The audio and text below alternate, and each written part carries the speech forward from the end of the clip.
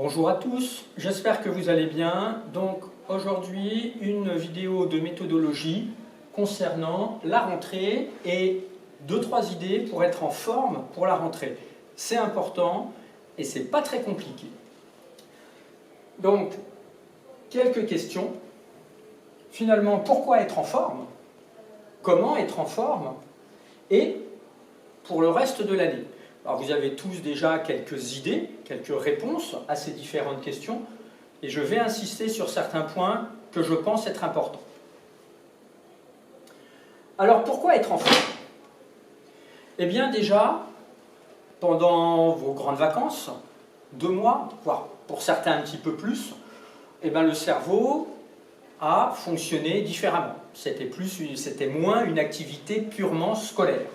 Donc il va falloir que le cerveau puisse rapidement se remettre en route, mais en lien avec la scolarité et certaines méthodes que vous avez découvertes les années passées.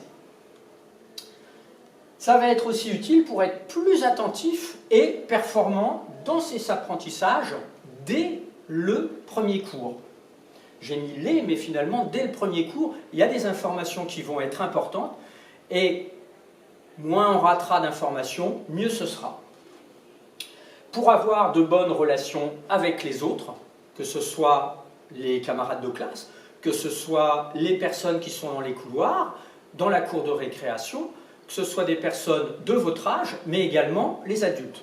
Vous savez très bien, par exemple, que si vous êtes fatigué, on s'énerve plus vite, et le moindre petit souci, ça prend une ampleur parfois trop importante.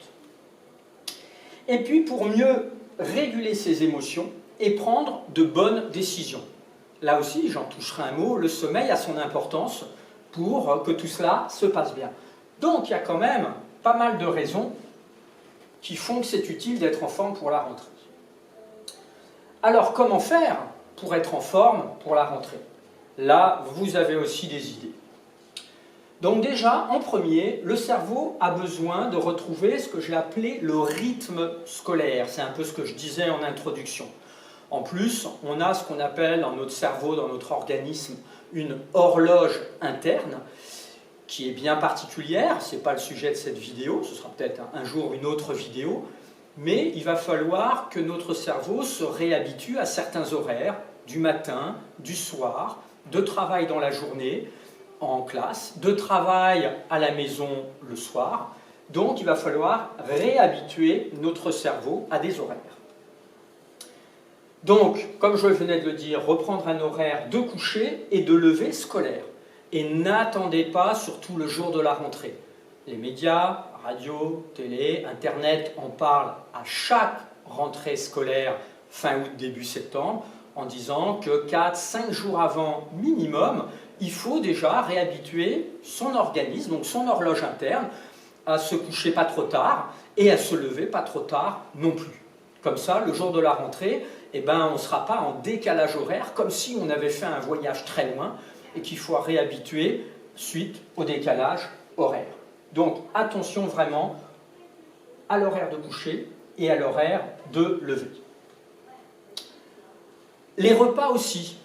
Ça, j'étais un peu étonné, mais c'est une information que j'ai découverte il n'y a pas très très longtemps.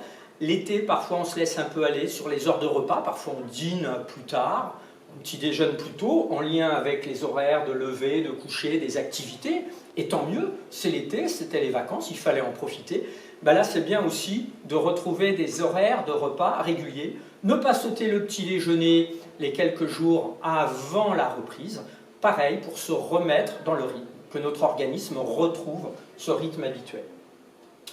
Et puis, alors ça c'est un point parfois un peu plus difficile aussi pour certains, attention aux écrans le soir.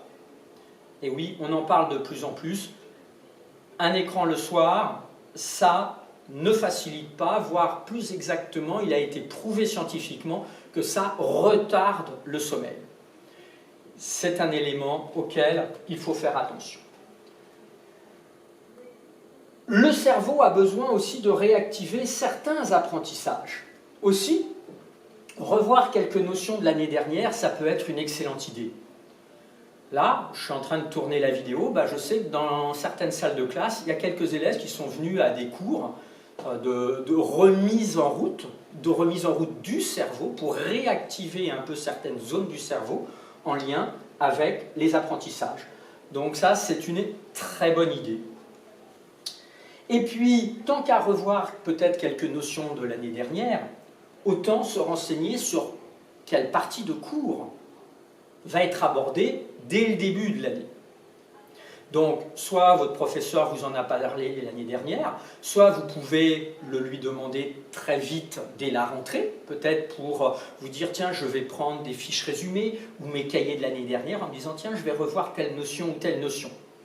Mes élèves savent par exemple que sur mon blog, fin juin, début juillet, j'ai mis par quoi allait commencer le niveau supérieur en mathématiques, en seconde, en troisième, en quatrième. Donc, et en cinquième. Donc n'hésitez pas, pour mes anciens élèves, à aller voir sur mon blog ou en tapant mon nom dans un moteur de recherche. Et le web pédagogique, c'est le titre qui accueille mon blog.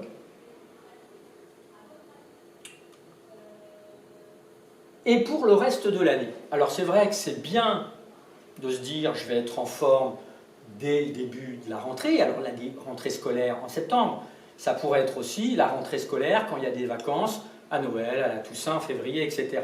Mais là en général il y a moins de décalage au niveau de l'organisme.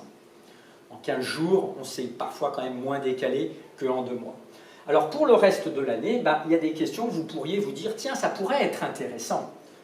Peut-être si je respectais mieux mes besoins de sommeil.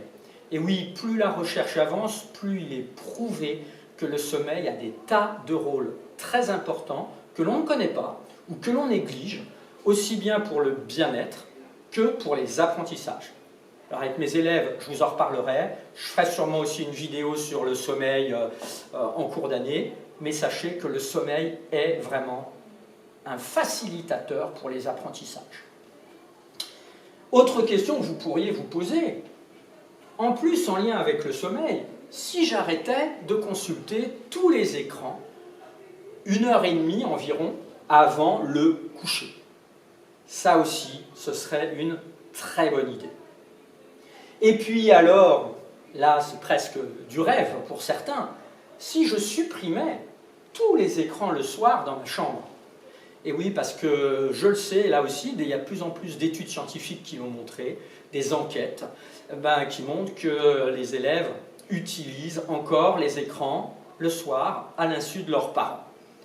Donc vraiment tout ça, ça vous aiderait au niveau de votre sommeil, ça vous aiderait au niveau de vos apprentissages. Ça pourrait être une bonne idée, réfléchissez-y, discutez-en en famille, peut-être, pour passer des accords. S'il y a des élèves qui veulent venir m'en parler pour me demander des justifications ou des idées, qu'ils n'hésitent pas à venir me voir. Voilà, sur ce, je vous souhaite une excellente reprise à tous. Soyez, j'espère, en pleine forme après ces vacances, peut-être un peu chaudes, j'espère les plus agréables possibles. Et puis, au plaisir, soit de vous avoir en classe, soit pour d'autres anciens élèves ou des futurs élèves de les croiser dans les couloirs. Et puis les élèves que je ne connais pas, c'est pas grave, je vous souhaite aussi une excellente rentrée. Bonne poursuite.